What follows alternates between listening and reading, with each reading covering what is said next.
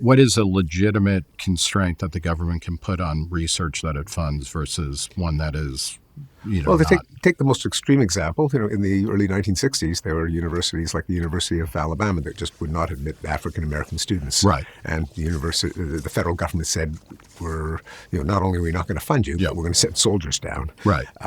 So if there are well-stated criteria, like you can't discriminate against students, you can't bar the door as a condition for receiving federal funding, I think everyone's fine with that. It's taxpayer money. Yeah. There are principles of higher education. Right. When it comes to micromanaging which departments get put under receivership or how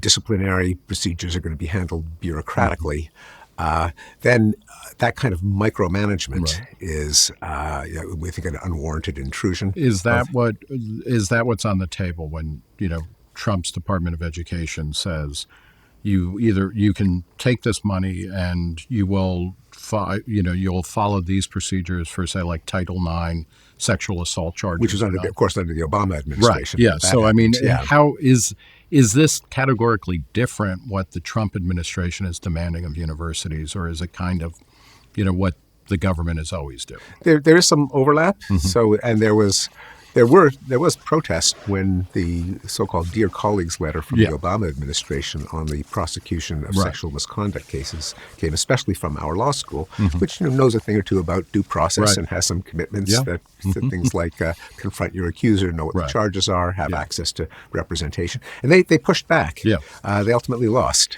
but this was the nose of the camel into the tent, perhaps, and the list from the Trump administration is far more extensive. Yeah, what are examples of that? That there have to be, the university must outlaw students from masking at demonstrations, that the disciplinary procedures must be centralized in the president's office. In the case of Columbia, the Department of Middle Eastern, South Asian, and African Studies be put under receivership. There's a long list of demands that, as opposed to the single domain of sexual misconduct from the Dear Colleagues letter. Also, there was not, this was issued as a set of preconditions for negotiation with no assurance that federal funding would be restored if the university complied.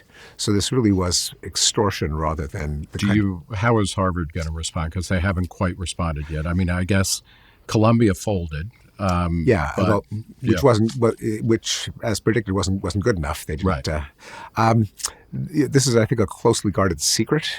So far, Harvard has not resisted by filing lawsuits, which some of my colleagues in the law school say they are entitled to file. That is, there really were breaches of the law in terms of how the government could announce and negotiate and enforce what it saw as violations. And in this case, since the pretext was protecting students against anti-Semitism, and it wasn't like George Wallace standing on the door. It's not as if our Alan Garber is saying no Jews, Jews out of Harvard today, tomorrow, and forever. And this is clearly also, it can't overtly be stated. It's obviously a pretext. The university, the administration has not shown that it is committed to combating anti-Semitism in all its forms, and it may be like slapping sanctions on Canada for failing to halt fentanyl. It is our oldest enemy, right? Canada. That's right. So it's like, it makes sense. That's an excerpt from my podcast, The Reason interview with Nick Gillespie. If you want to see more excerpts, go here. And if you want to see the full Q&A, go here.